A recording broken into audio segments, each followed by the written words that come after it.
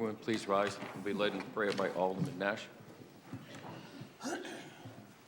Almighty God, we ask for your blessings upon the members of this council as we assemble here in this chamber to conduct the ongoing business of our city. With your guidance, we will strive to ensure that all our decisions are for the common good, and your inspiration will instill respect, compassion, thoughtfulness in all of our deliberations.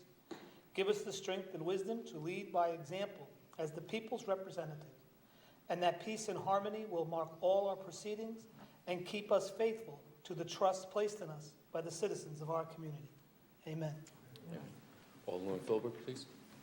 I pledge allegiance to the flag of the United States of America and to the republic for which it stands, one nation, under God, indivisible, with liberty and justice for all.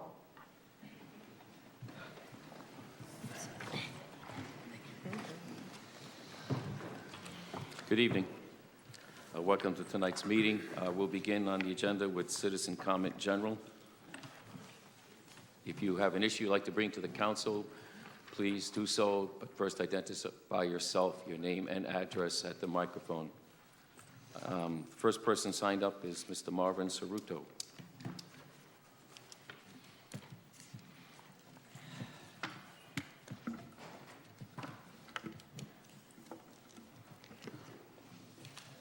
Marvin Cerruto, 100 Star Street, Norwich, Connecticut, United States of America. We'll speak to tolls later on. And I wish the best to our library. If it weren't for libraries, we would not have come out of the dark ages. And please forgive me, I'm still shaken by the events with Notre Dame Cathedral today. What I wanted to speak about was our relationship in government. And this is very important because it's what our government is based on. It's our fundamental. I spoke with Representative France, and he said that there was a time where there was a great relationship between state governments and federal governments. Both he and I seem to think that's pretty much gone away. There was also a time when there was a great relationship between municipalities and the state government, and I happen to believe that's gone away also. So we came along some 200 years ago and came up with what we considered a citizen rather than a subject. And the good citizen we even included in our prayer, for the good of the order, for the good of our community. And so that brings me on to our relationship with our State House. I wasn't going to come up here and give a dissertation, but I watched the mayor of Hartford get on TV tonight, and after listening to the governor today on the radio, I just had to get up here and speak. It must be nice to get $550 million from the citizens of Connecticut, who are treated like subjects, to plan a new future for a city. I'd like to do that right here. We're facing a lot of taxation coming up. No talk of efficiency in the conduct of government. That's what citizens get to do. We get to come in here and talk about the conduct of government. No efficiency. I'm not talking about cutbacks. I'm just talking about efficiency. All I hear out of Hartford is raising taxes. These are going to be sweeping, going to include services, going to include products. We're going to start selling marijuana. That's because everybody else is doing it. We're also going to look at requiring the local school districts to fund pensions for teachers. I also heard the mayor of New London this morning talking about building a museum, Coast Guard Museum. Gee, I'd love to have that. It's too bad it's going to cost $100 million and they only have $2 million of it to spend so far. I don't know. I ran a paper route. I didn't run my paper route like the state of Connecticut's running their government. Thank you very much. Have a nice evening. Thank you, sir. Mr. Rodney Bowie.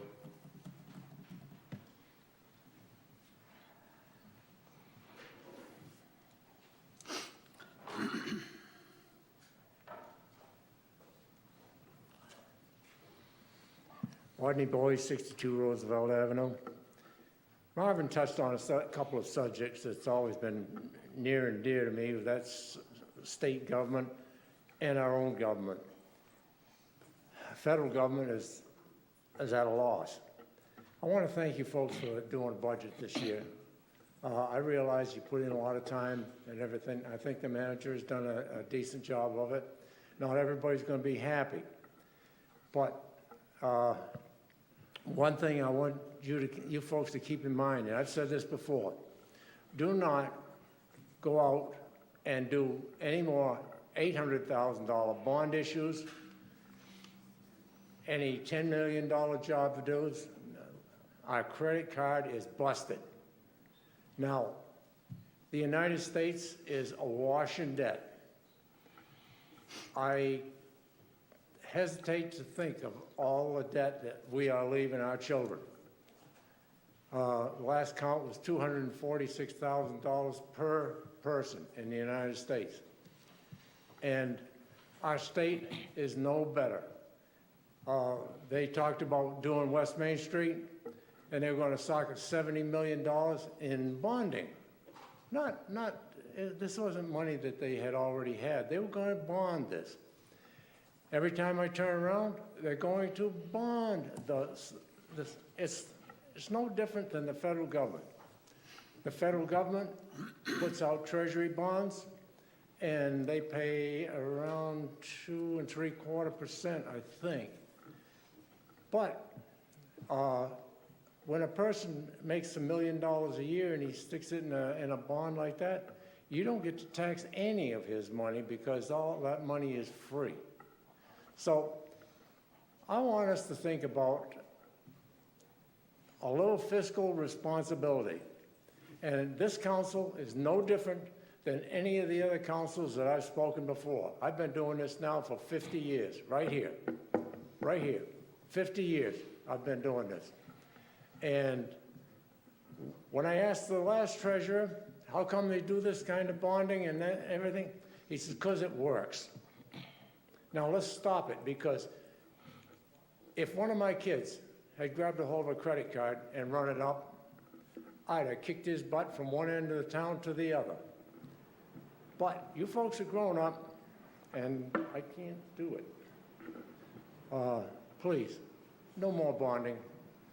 It is not something we need to pass on to our kids. 20 years? No. Thank you, sir.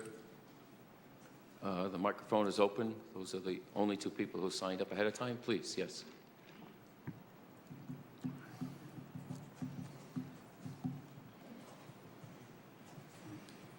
Beryl Fishbone, 19 Bliss Place.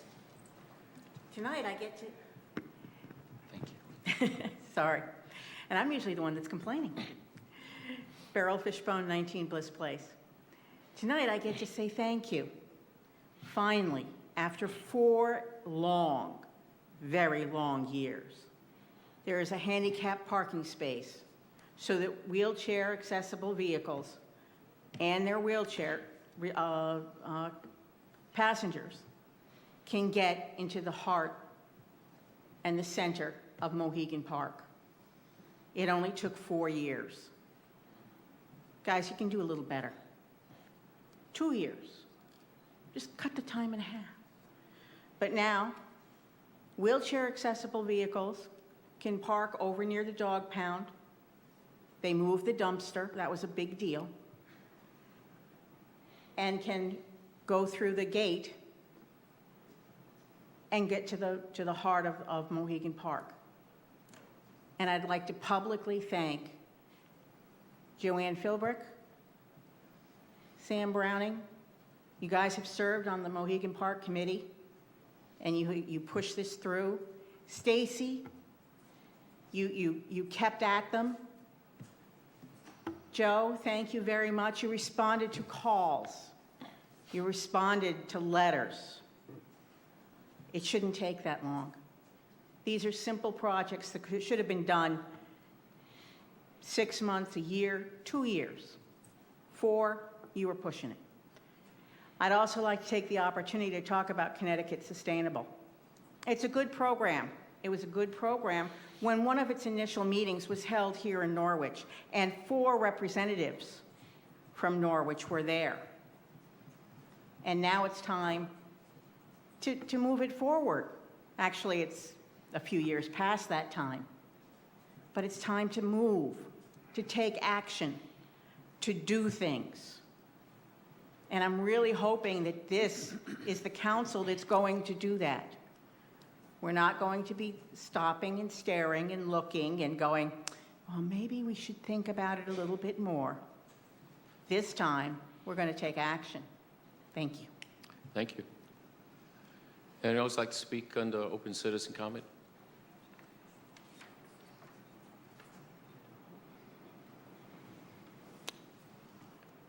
Anyone else like to address the council on any topic?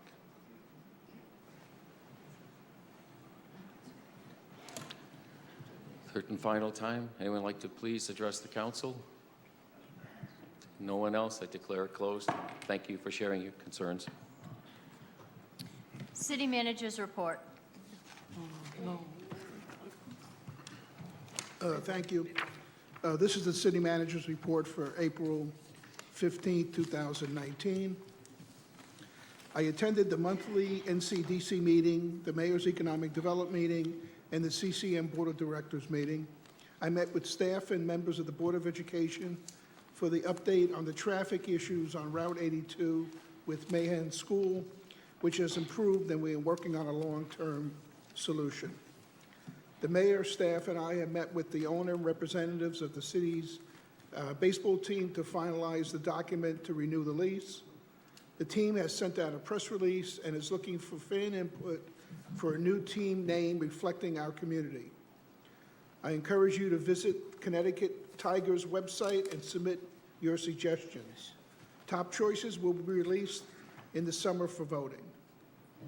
I held a press conference with the local newspapers and radio station for the upcoming budget, advising them of the hearing dates and potential mill rate.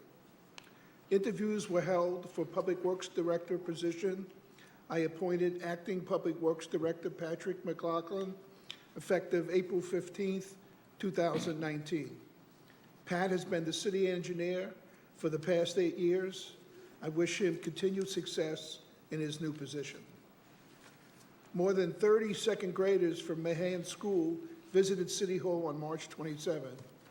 Mayor Nystrom, Alderman Bill Nash, City Clerk Betsy Barrett, Executive Assistant Jackie Barbarossa, and the Mayor's Secretary Bonnie Kuprak participated in the tour for the students and chaperones.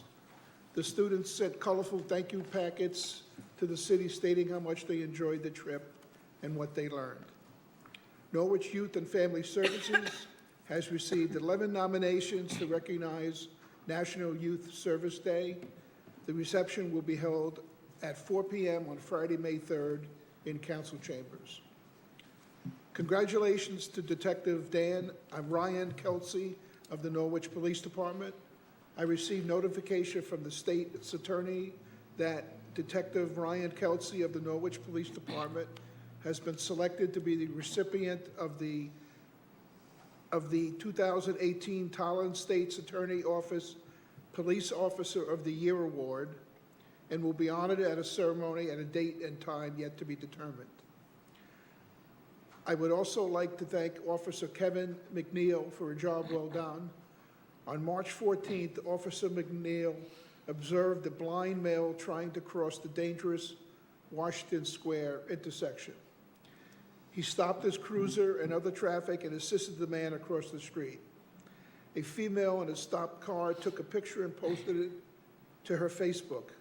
My assistant then posted the photos to the city's Facebook page, and it became one of the city's most popular posts. I have also attached the city departments and Norwich Community Development reports for the quarter ending March 31st, 2019. Thank you. Other questions of the city manager? Yes, Alderman DeLucia. Mr. Salamone, in your first statement, there's, you say that that has improved, the traffic conditions have improved. Could you tell us how has it improved? Improved in what way, and what brought about the improvement?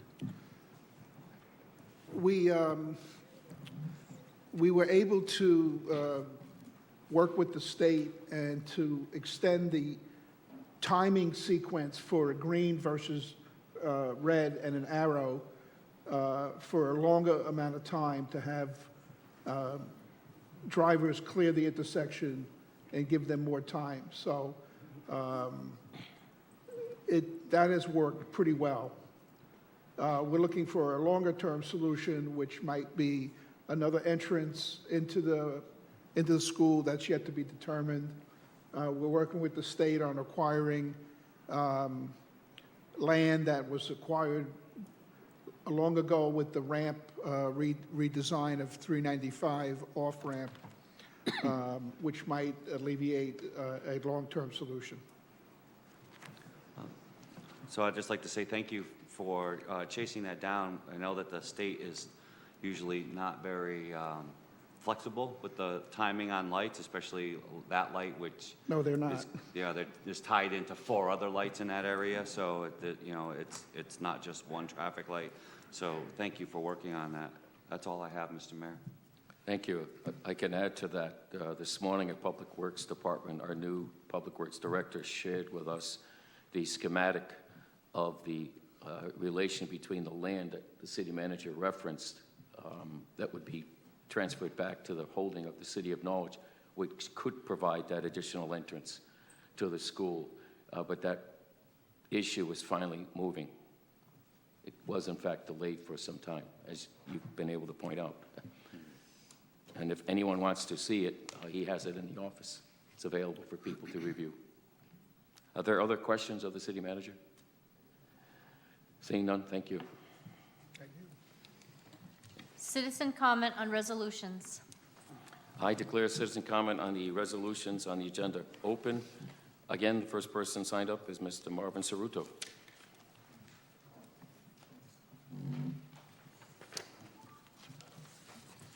Marvin Cerruto, 100 Star Street, Norwich, Connecticut, United States of America. I would like to speak to Resolution 5, and I wish Mr. Eggleston very well. I hope you discuss a little bit about his quals. That job appears to be very demanding with the schedule that's involved there. So I hope it's somebody who really adopts that and really wants to pursue it and do very well for that. Because the city went through a lot of aches and pains and a lot of heartache with that issue. It'd be nice if something very, very good came out of it.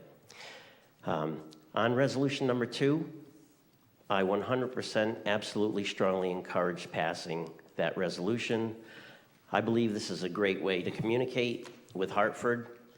It would be fantastic if every municipality in the state of Connecticut would come up with the same resolution. Looking at what we're facing with tolls, and here's the governor's words, 40% of the toll will be paid by the out-of-towner or the out-of-stater. But what he failed to do was continue the mathematics. The remaining 60% will be paid by 100% of the Connecticut population. Also, the passes are going to be available at the Department of Motor Vehicles. Need I say more? I have never seen, and I was in the United States Navy, a more inefficient operation in my life. If it were a war, we'd lose. I could compare it to Florida, where you have 1 or 2 people in the office and you get placed right on through and you have appointments and they have a system that works. Why we don't, if we're going to look at other states for our guidance, why we don't look to them? That would be wonderful guidance. Also, they're going to establish a commission. There's 3 bills right now. Nobody really has anything that is concrete. 5.5 cents per mile. In fact, the gasoline tax, the revenue from that did go up, even though they're saying it's shrinking. But according to the comptroller, it went up. So it just seems as though there's not enough right information there. I think this is a great resolution. Let's do it. It's about time we lock and load and go to Hartford. Thank you very much. Thank you, sir. Mr. Rodney Bowie?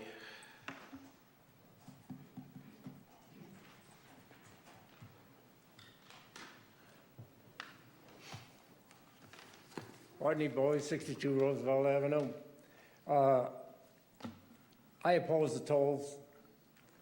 I don't think anything has changed from years and years and years ago, and the reason why they did away with these tolls was the horrific accident that took the life of a couple people, wiped out a whole toll station.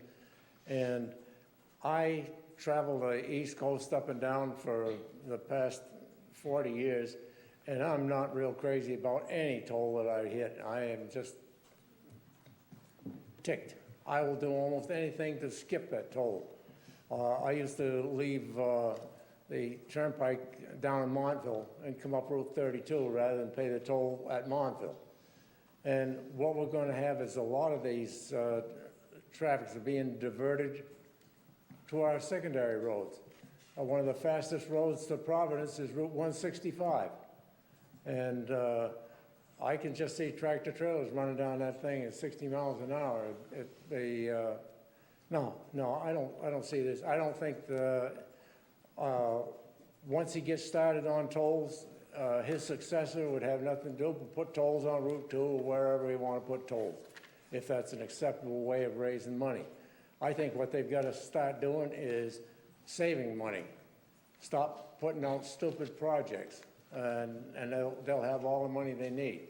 I see a lot out of waste every single day, and well, they could start with my drug addict buddy next door.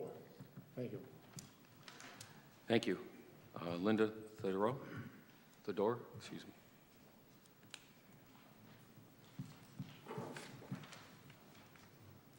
My name is Linda Theodoro. I live at 37 Taffel Ockham Road. I am speaking about resolution number 2 tonight. This resolution would make it look as if all Norwich residents believe the misinformation that is being spread by a small, vocal group of people who don't understand the ramifications of not putting tolls in place. Most Norwich residents do everything they can to give their children and grandchildren a better life. Not sharing the cost of repairing and improving our roads and bridges with the out-of-state and business drivers would place an unfair burden on them for generations. I am an educated, intelligent, responsible resident of Norwich who understands the consequences of irresponsible actions. You do not speak for me. You do not speak for the majority of Norwich residents. This resolution must not be passed. Thank you. Thank you. Shane Roberts?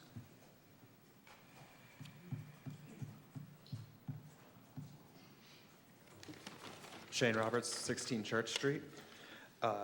I'm talking today about resolution number 2.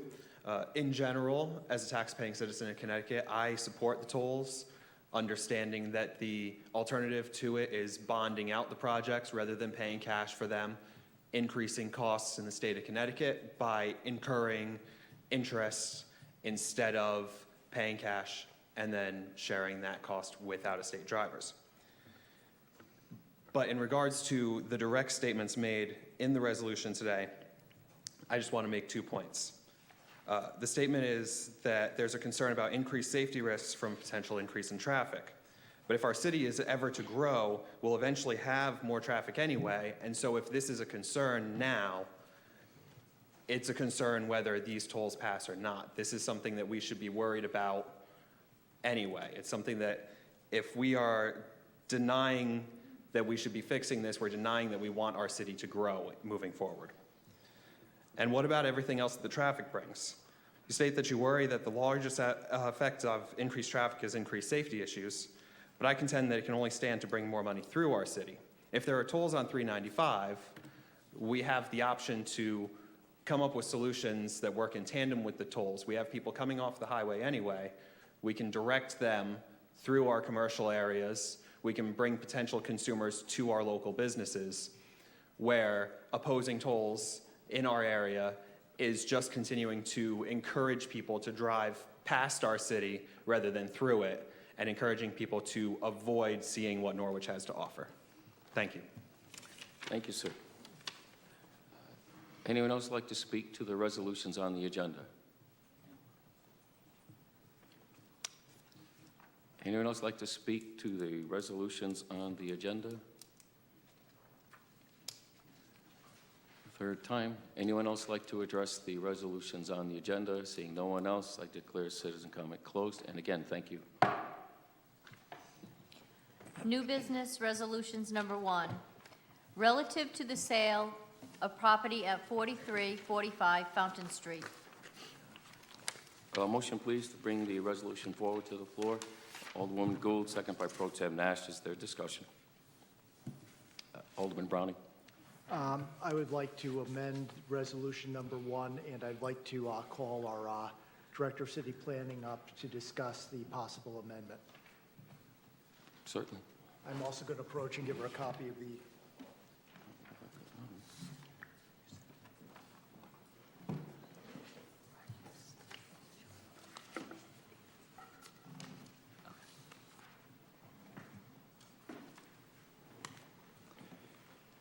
So what we have is we have a resolution which involves the sale of 4345 Fountain Street. It does not specifically request the properties be merged. I've been told by a fellow council member that, of course, they will be merged. What's the advantage of having it explicitly in the resolution? Well, I would say it would be helpful to have it in the resolution because when we actually originally reviewed these properties and went out to look at them for the property disposition, we looked at the house and the lot next door, which are currently 2 separate lots, but there's no parking that goes with the house lot. So we thought it would be myself and Ryan Thompson, the previous Public Works Director, looked at this and said, you know, we need to be creating parking that is actually on properties, on their site, off the streets. And this would be a perfect way to do that, is merge these properties together, allow it to become parking or a side yard or something for that person, and not to create another dwelling unit. So when we actually wrote up our recommendations, our processes, we then go to the Public Works Committee and recommended it that way, and the Public Works Committee also agreed with that being sold together and merged. I understand that the resolution didn't specifically state that. I know that the intention all along has been that way, and that Jackie Barbarossa has been in contact with the listing agent to verify with the people who are interested in the properties, to let them know that the interest is that these are sold together and they're merged and not to be separate lots. So, you know, you can take the action as the council however you feel, but the intention was for these 2 lots to be one. Thank you. I am now going to read the proposed amendment, which would become the 3rd paragraph of the resolution. Yes, I am, obviously. Thank you. My apologies, you can't take me anyplace. Before doing that, could you please make a motion to place it on the floor? Sure. Please. I'd like to make a motion to place the following amendment on the floor. In a second, please. Thank Okay, second by Alderman Philbin. The amendment, which would become the 3rd paragraph of the resolution, says, whereas it has been recommended by the city planner and the Committee on Dangerous Buildings that these 2 properties be merged, Corporation Council will unify 43 Fountain Street and 45 Fountain Street using a common deed and property description prior to the sale of these properties.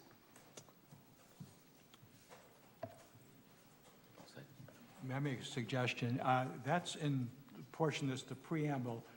You ought to also amend the action section, now therefore be it resolved that the city manager being hereby authorized and directed to enter into a purchase and sales agreement, put some language in like acceptable to him or something. Yes. Otherwise, the whereases aren't binding. The language in the resolution Would you, is. since we're working on the fly, would you like to suggest the proposed language?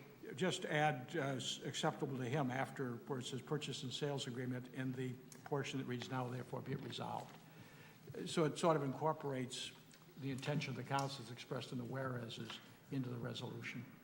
Thank you. Is that sufficient, Mr. Mayor? With permission of yourself and your seconding member, I think we could accept that as a friendly amendment and keep it as one. Thank you. I would accept it. Is there further discussion? Alderwoman Gould. Okay, just to be clear, number 1, the Committee on Dangerous Buildings did not review this piece of property. It never came before our committee.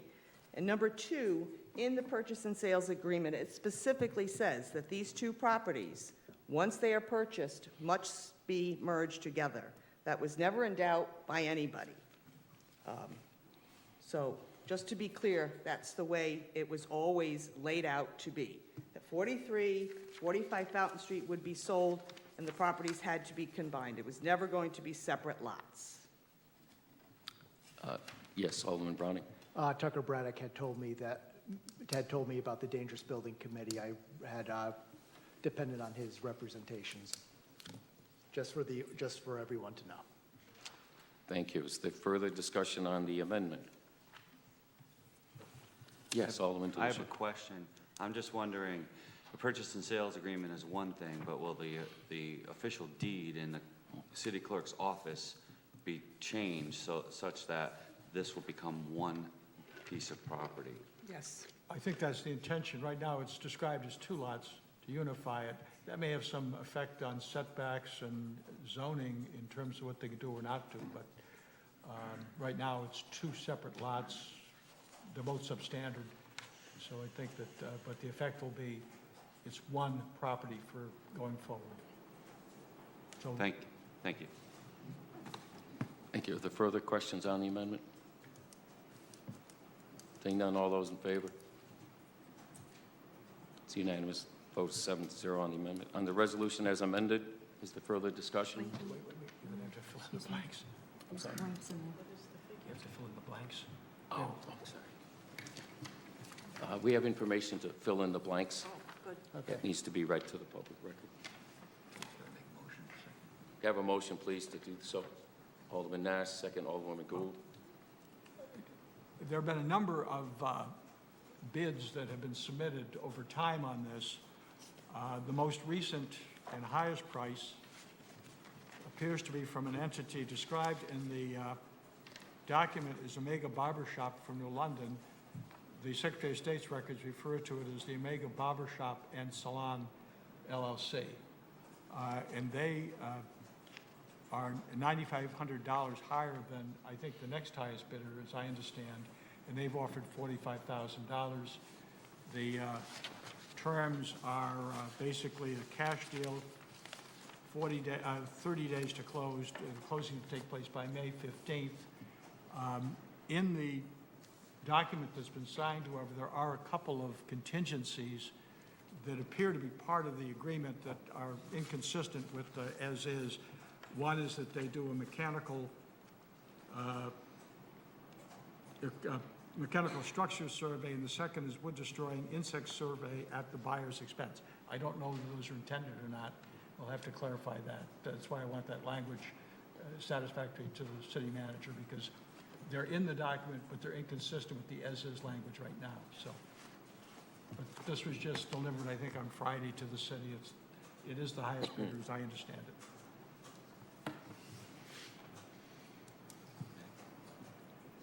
Thank you. Everyone ready to vote? Somebody needs to make a motion to put this Well, I thought we had a motion. Motion by Nash and Gould to to put, make those. Yeah, we had a motion to see them. No, that's no, another one. Nash and Gould to Oh, that's correct, yeah. Yeah. fill in the blanks. Is there further discussion? Yes, Alderman Filbert.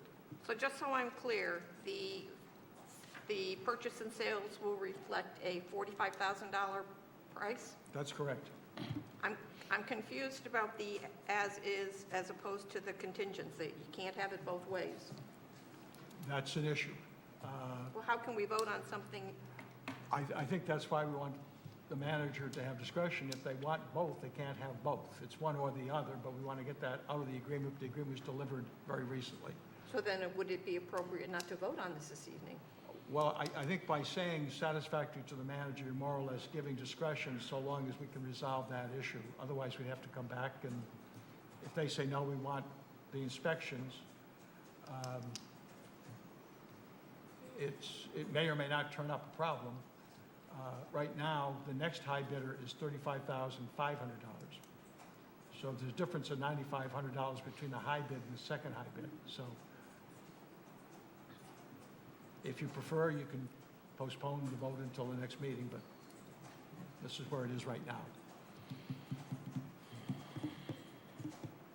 So just as a follow-up, so hypothetically, person is going to offer $45,000 cash, and then hypothetically, they're going to have a mechanical and a pest inspection. Those were checked, and I think they may have been checked automatically by the broker as buyer's expenses. Whether they're intended, I don't know. Okay, so again, hypothetically, they do these inspections and they find out that there are huge issues, They could walk away from the so they can walk away from the arrangement, deal. yes. Okay. Now, the other thing is the deposit is $500. So if they didn't do any inspections but decide to walk away from the arrangement, they lose $500. Okay.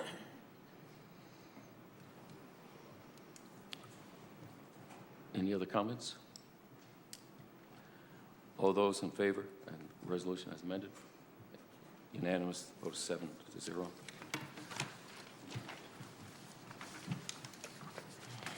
Number 2, relative to oppose the implementation of tolls on 395. Motion, please, to bring it to the floor. Alderwoman Gould, second by Pro Tem Nash. Is there discussion? Yes, Alderwoman Burnham. Thank you. Mr. Mayor, since you sponsored this resolution, would you mind just walking through your rationale for the language that's in here? Certainly. I have been receiving a number of calls and about this issue and want to know why we're not commenting on it as a government body. I've had people stop me in stores and so forth. Again, they want to know what our position is. For myself personally, I think that we're looking at an issue that is not well defined. We've heard various descriptions of what has been proposed.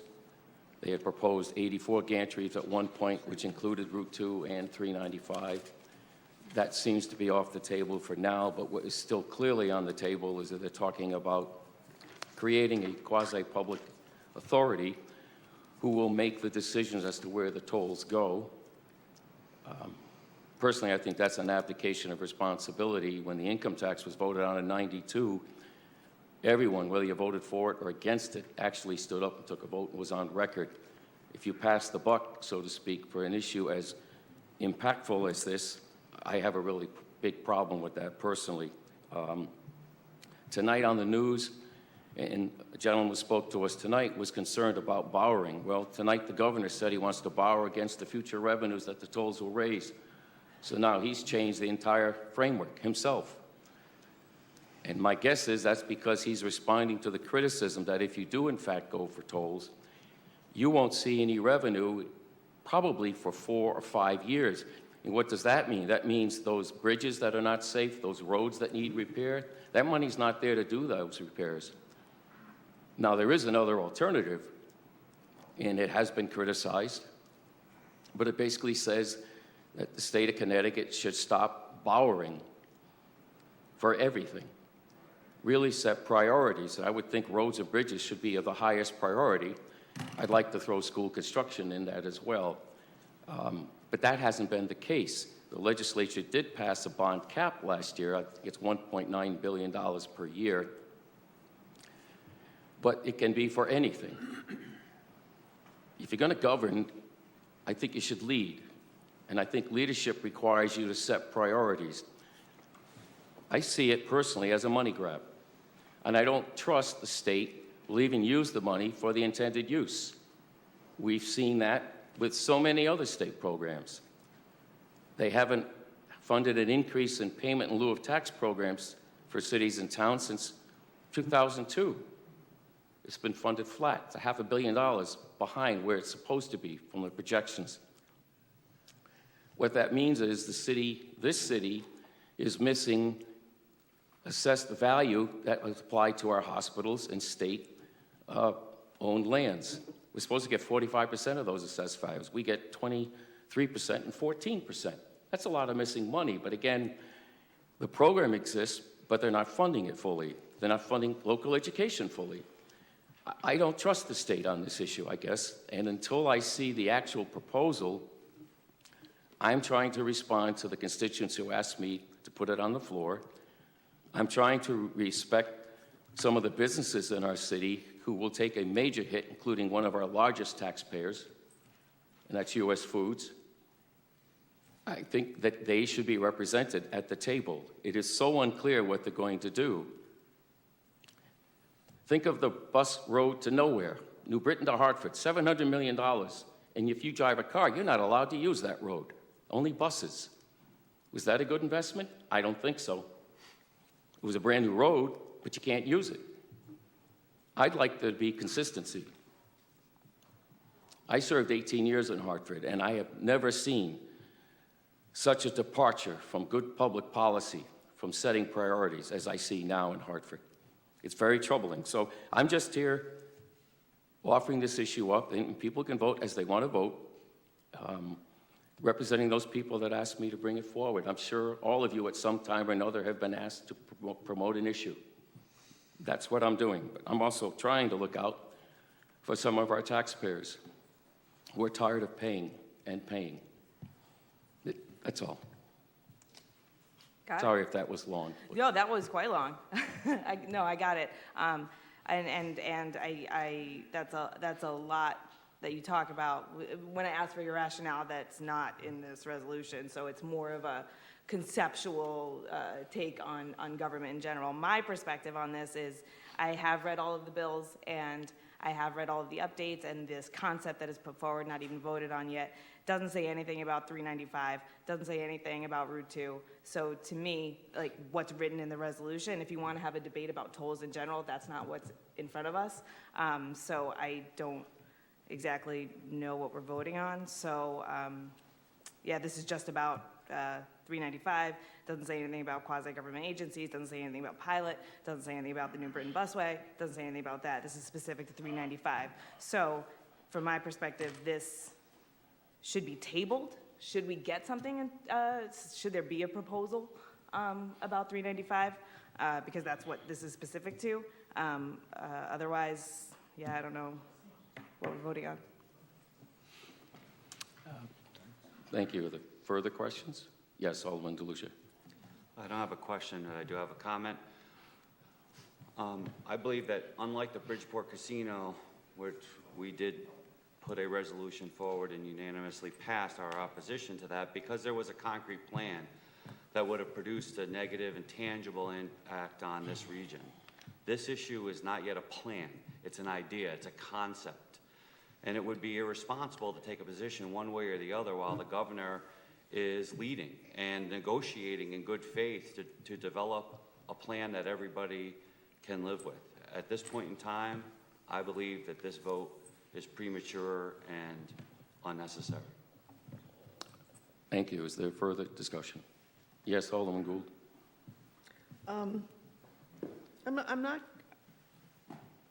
going to disagree with you.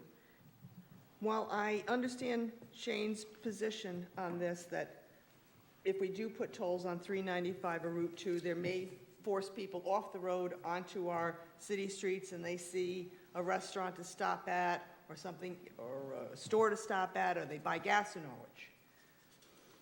But 60% of the taxpayers are paying another tax so that they can go to work to make a living. And as the mayor pointed out, we've had these other programs that were going to be specifically for, and we all remember the lottery was going to pay for this, and this was going to pay for that, and those lock boxes got raided. I don't think it's premature. We're sending a message to the governor that we're not supporting putting a toll on 395. Whether he does it or he doesn't do it, the plan comes down, it doesn't come down, we're telling him ahead of time. We don't think it's a great idea. Find another way to generate revenue for the state of Connecticut without taxing the 60% of the people who are going to be paying these tolls. It's another tax on us, the taxpayers. So I don't think it's premature. It's just sending him a message now, and ultimately, if 395 isn't included or Route 2 isn't included, then so be it. But we're just sending him a message that we're not supporting it. Thank you. Is there further discussion? Yes, Alderman Philbrick. I'd like to go back to Marvin Cerruto's opening statement about relationships between the federal, state, and local governments. I think you're all familiar with the word dysfunctional.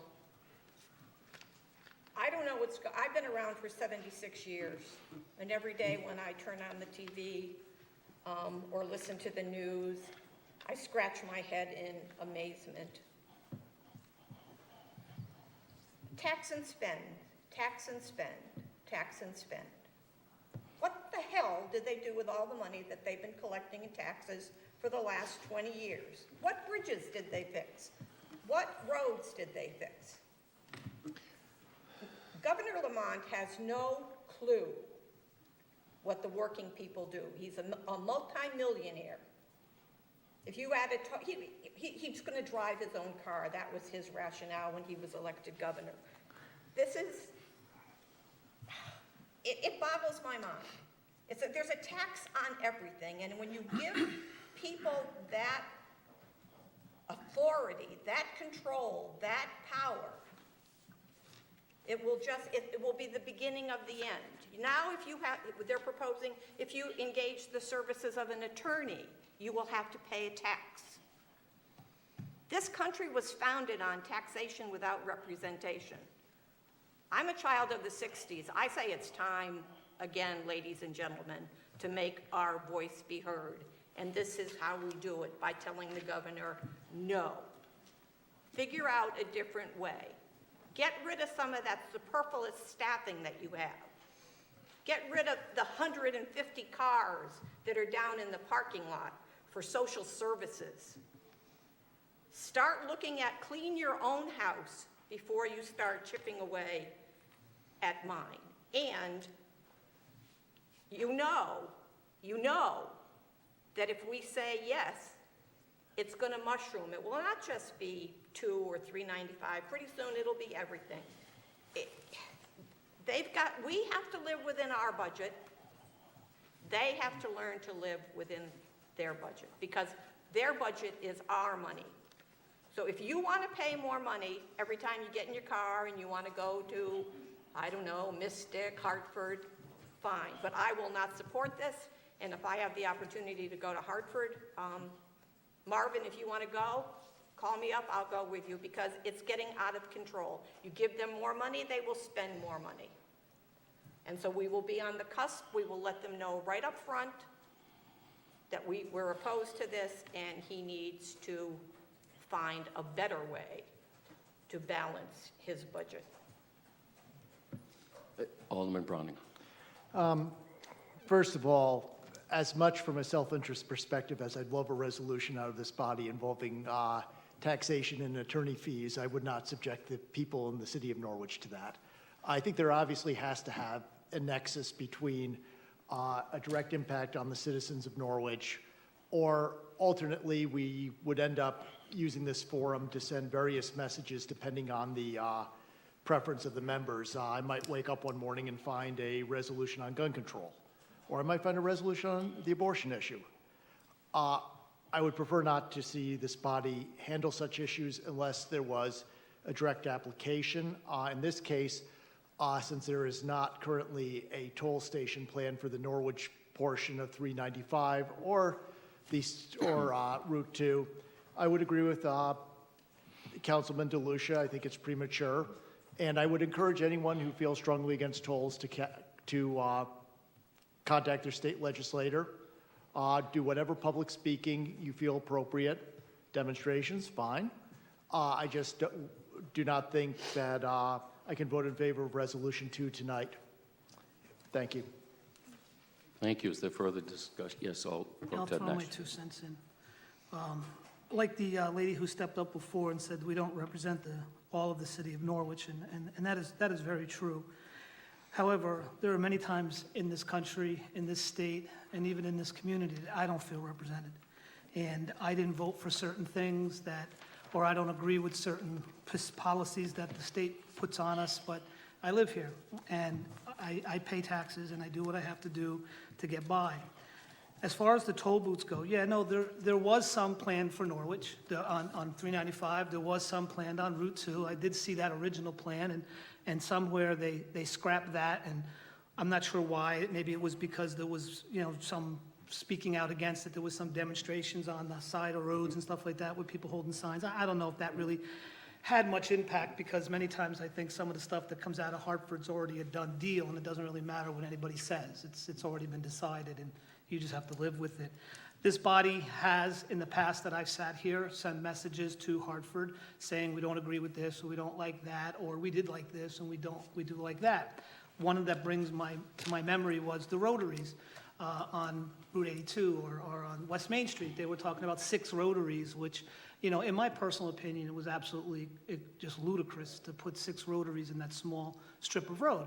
Maybe one, I could even live with maybe 2, but some of them were like literally 100 feet from one another, so it didn't make much sense to me. So we did send a message that we weren't going to support that, or Norwich did not wish that. Now again, states certainly can come in and put them in no matter what we had said about it, and it's the same with these tolls. They're going to put them in when they want to, where they want to, when they want to.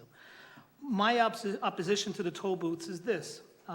When I was a police officer in the city of Norwich, before the casino opened, I didn't recommend this, but you could literally lie down in Main Street and go to sleep from 2 o'clock in the morning till 5. There wouldn't be a car through. Once that casino opened, you had to look both ways at 2 o'clock in the morning, or you're going to get hit by a car. Those people weren't stopping at our restaurants. They weren't stopping at the Dunkin' Donuts. They weren't stopping. All right, I shouldn't say, I don't know 100%, but I was there. I walked the streets of Norwich at 2, 3, 4 o'clock in the morning, and I didn't see them stopping. They drove through. If you put these tolls on 395, they haven't done it yet, but let's be honest, it's only a matter of time. You're not going to have these people stopping by. They're going to circumvent the tolls. I'm from New Jersey. I didn't take the Parkway once. I took Route 9 and circumvented all the toll booths, and I didn't pay a single toll the whole time I lived in New Jersey as a young man before moving to Connecticut. But, okay, I don't want to get too far off the topic. At this point, I think in some of the cases, we talked about this being before too early, premature. Well, I think it's putting the toll booths up right now and going that way is premature. We have not taken control of our budget in this state. We're spending. There's no fiscal responsibility from where I can stand. We're spending money foolishly. Someone mentioned the lottery money, the gas tax money. All these things were designated to go to certain areas to cover certain costs, and they haven't done that. They've taken it, put it in general, and used it for whatever they want. Not only are we getting tolls, but they're going to go up in the tax gas. All right? They're going to talk about a grocery tax. They're talking about all these other taxes that are going to come up. Now, let me ask you a question, and just ponder this for a moment. U.S. Food is going to run those roads. U.S. Foods are going to pay those tolls. So will City Line, so will Thurston's, so will all the people who deliver our food, oil, gases, all the things that we need. Where do you think they're going to put that cost? They're not going to eat it. U.S. Foods is not going to eat the toll money. They're going to put it in their product. And when it gets to the restaurant, you think the restaurant's going to eat that? They're going to add it to their thing. So you know what? Push for a $15 minimum wage, and now we've got toll booths and gassing taxes and all those other grocery taxes. It's all going to come back. That $15 isn't going to mean anything. You can make $20. It's not going to matter. Because the more we keep taxing, because we don't get it under control. It's not under control. And I'm not talking about cutting programs and stuff. I'm just saying take what we got and put it where it belongs, and let's see what happens. These bridges didn't fall down overnight. So this real quick thing to throw tolls in there that we're not even going to benefit from for a few years isn't going to help those. Put the money where you're supposed to put it to begin with, and I think that will do it. Tolls are the cart in front of the horse. Get our fiscal spending under control first. I'm not against tolls. I just think we haven't done the state hasn't done its due diligence yet. And now we're going to go put tolls in just so we can get some more money, because that's what we need to do. That's all. I don't want to rant. It just, we're not right yet. We're not right yet, and we can't do this yet. But I think sending a message saying no for 395 is exactly what this council should do. Thank you. Thank you. Is there further discussion? Seeing none, all those in favor of the resolution? Opposed? The motion carries 4-3, and it is passed. Number 3, relative to a lease with Neota Athletic Corporation, Connecticut Tigers.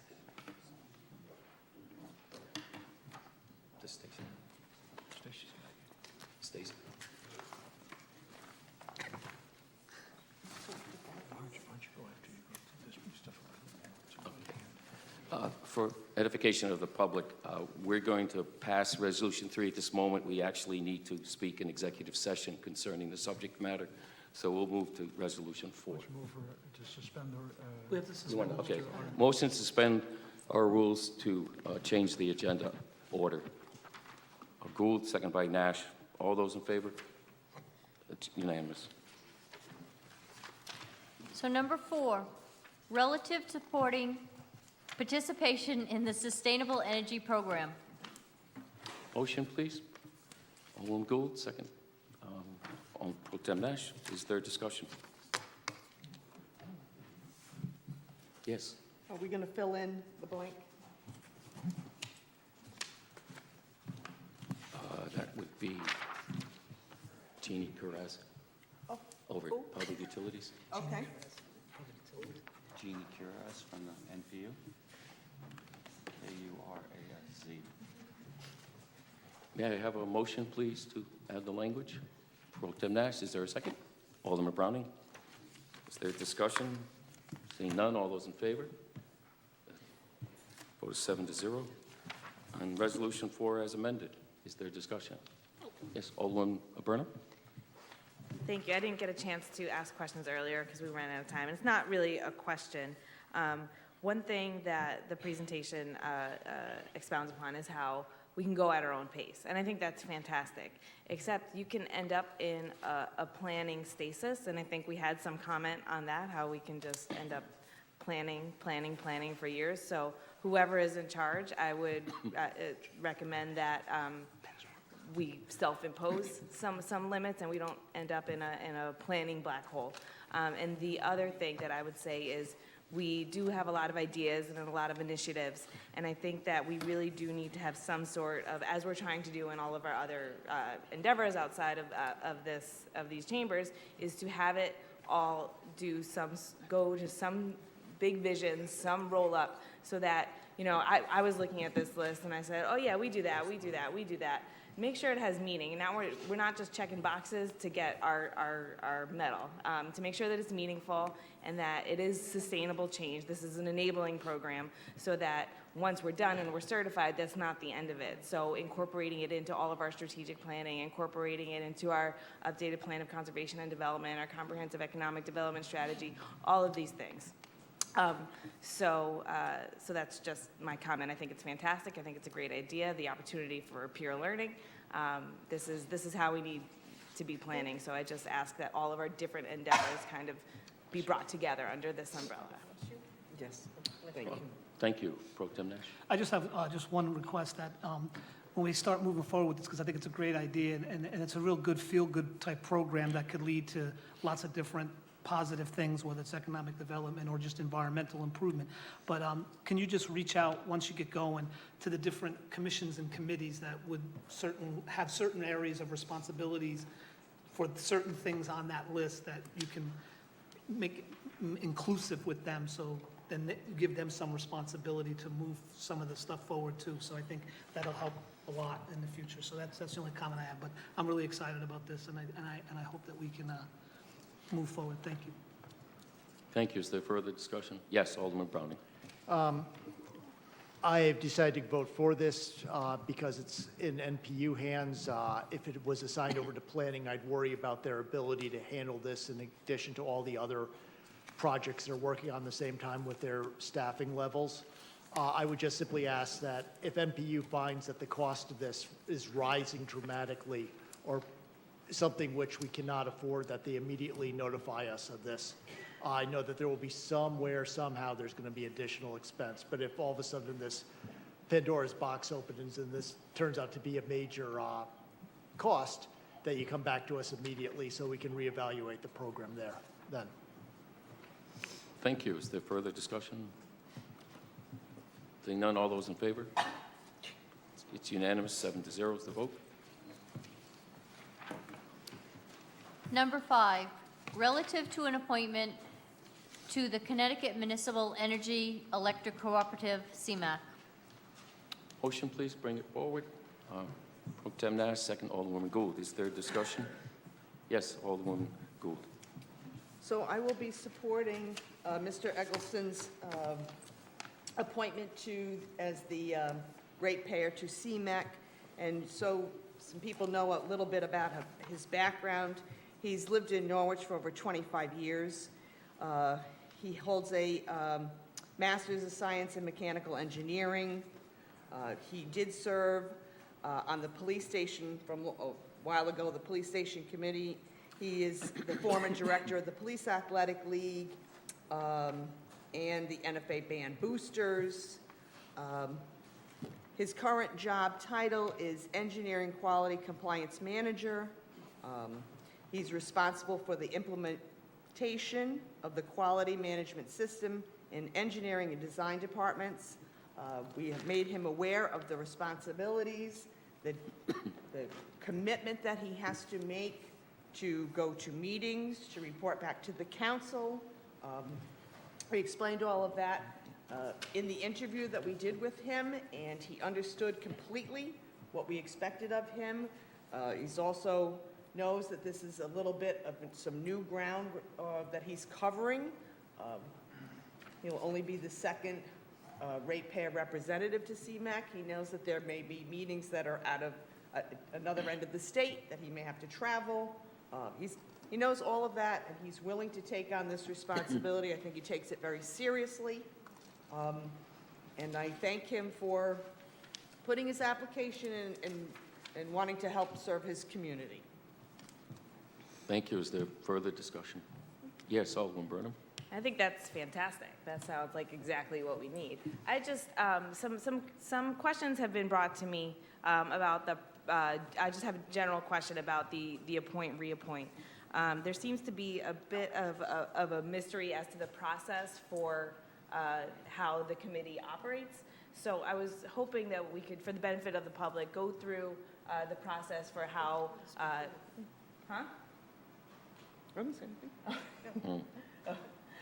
go through the process for how things are where vacancies are posted, how someone applies, when they interview, just the entire process, and from agenda setting, how we vote for a candidate, and all these things. Just because it has been brought to my attention that there are no minutes or records of votes and things like that. So I think that would just be a quick explanation of the whole process for people would be great. Okay, well, the list of... Alderman Gould. Oh, I'm sorry. Go ahead.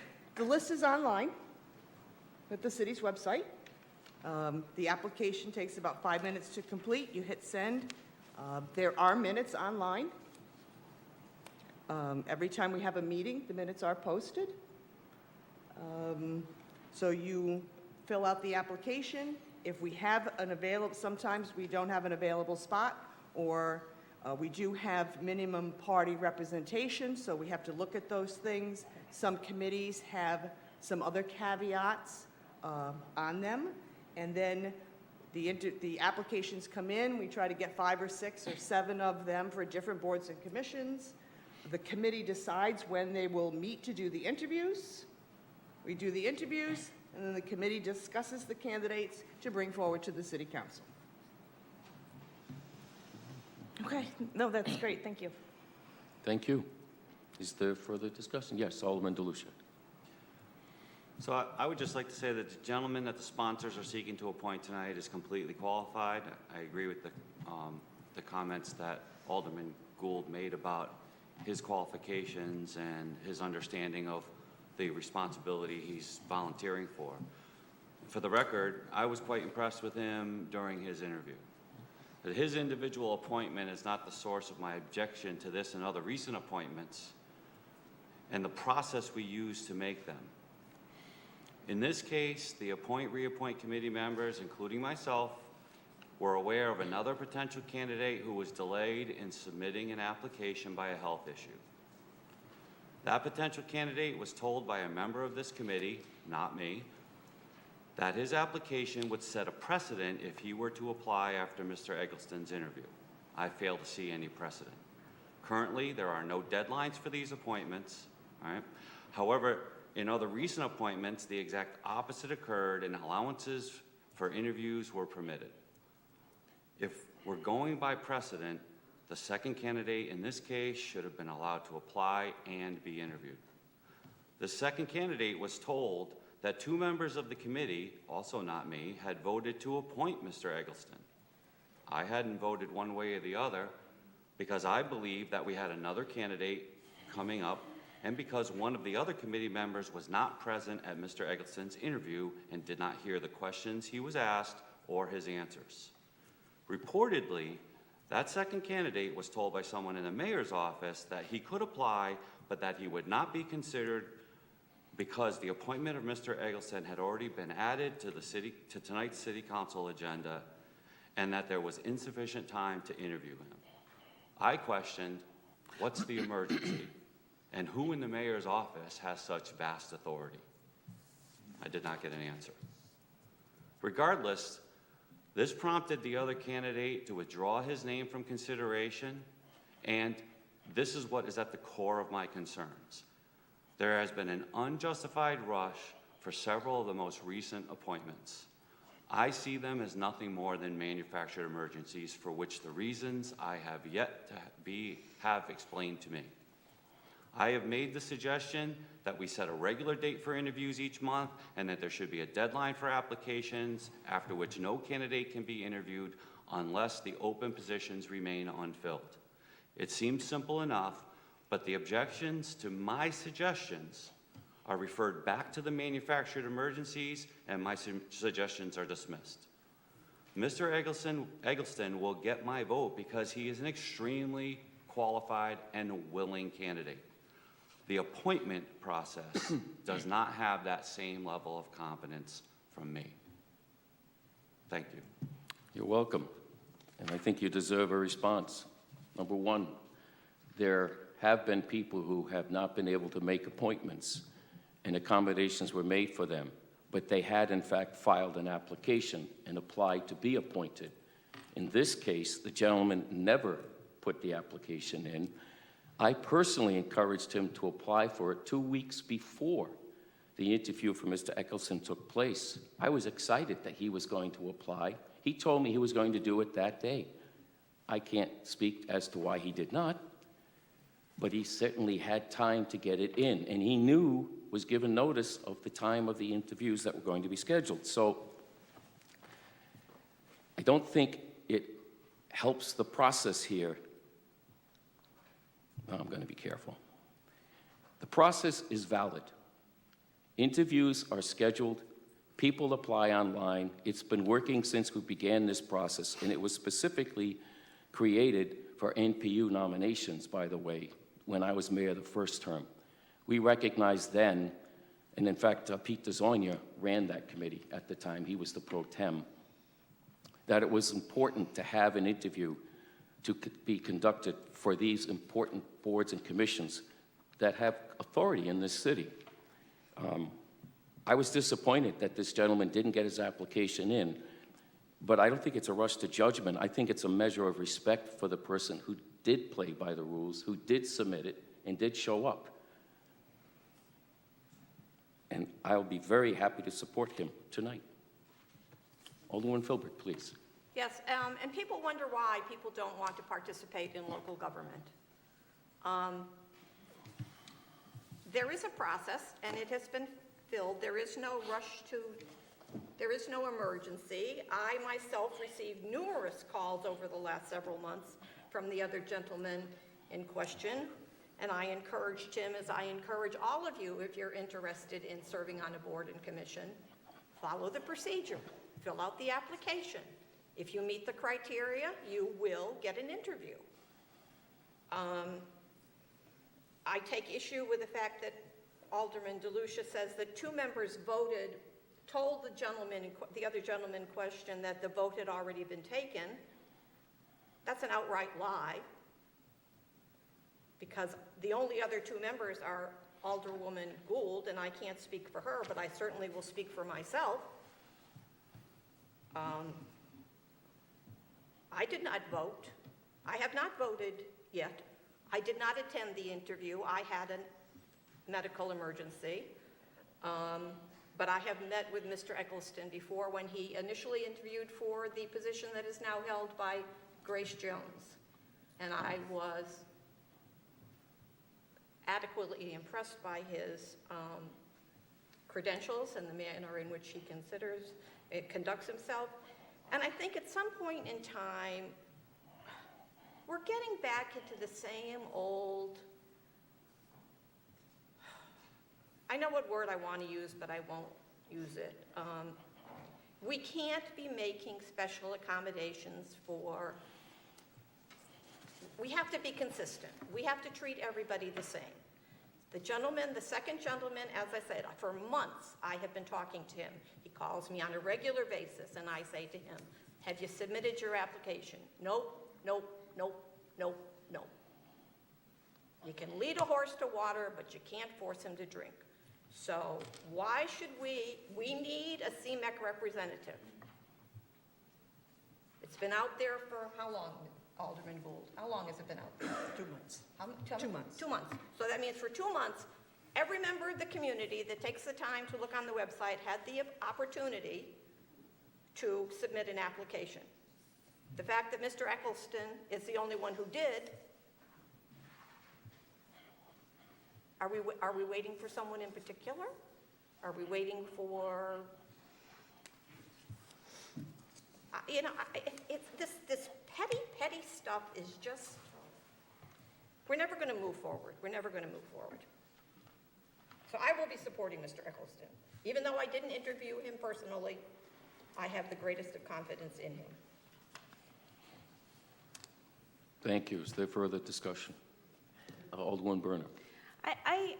I understand what everybody's saying, and I happen to not think this is petty. I think process improvement and transparency and all that is fine. If you think that this works perfectly and that there are no problems, okay, but I think, why shouldn't we work towards having a standard and having, I agree, we can't be making special accommodations. Why don't we have a standard that everybody knows, that everybody's aware of? Even among the committee here, it seems that there's a differing opinions, and this is what I'm finding. I don't see what the harm is in examining a process to making it better, more efficient, more transparent, and more accountable. I don't think this is petty. I think as we interview people to represent us, represent each other, I think that we could be thoughtful about it. I don't see why that's petty and why that's a bad thing to try to improve on something. It might work great, it might work, but what's the harm in asking the question to see if it could work better?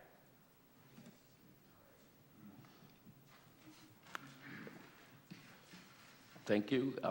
I will simply say that the standard is file the application, and then if you need an accommodation, it has and always will be met. If there's a medical emergency or some change where you can't make that appointment, they've always been accommodated. It's just get the application in. That's really the bottom line. And then it's okay. Thank you. Is there further discussion? Yes, Alderman Delucia. I would just like a clarification from my colleague. Are you accusing me of lying? Are you accusing this candidate of lying? Or are you accusing the person who said that two members of the committee had voted of being inaccurate? If I may respond? Yeah, the question's posed directly to you. You said that 2 people had said that they had told the other person that they had already voted. No.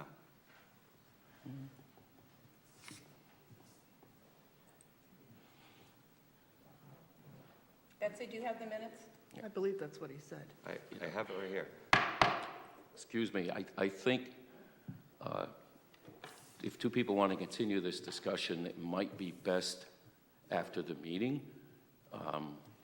We do have some other work to go, and we do want to maintain decorum here. Everyone's opinion is important, but that's my ruling. Please. Mr. Mayor, I'd like to move the question. Any further comment on the resolution? Seeing none, all those in favor, please.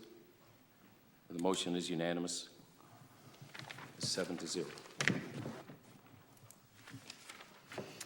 I hereby move pursuant to Connecticut General Statute, Section 1-200, subsection 6, that the members of the Norwich City Council go into an executive session for the purpose of discussing strategies and negotiations with respect to collective bargaining.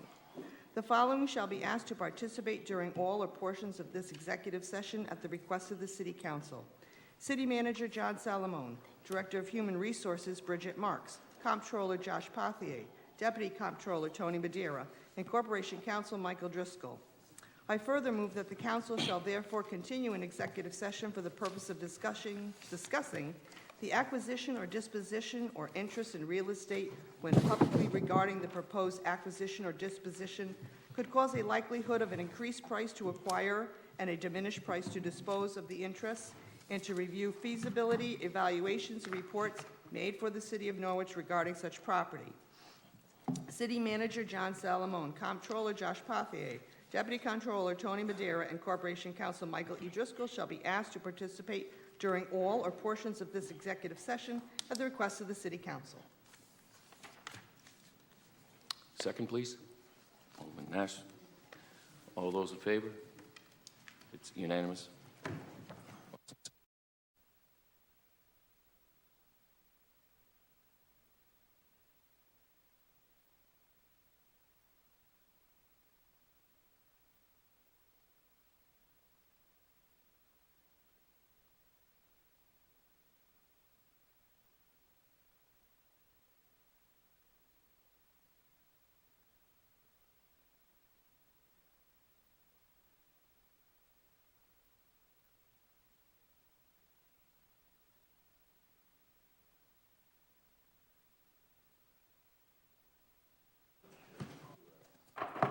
Council, come back to order. The record show no votes were taken. A motion to return to the floor, please. Alderman Nash, second. Alderwoman Gould. All those in favor?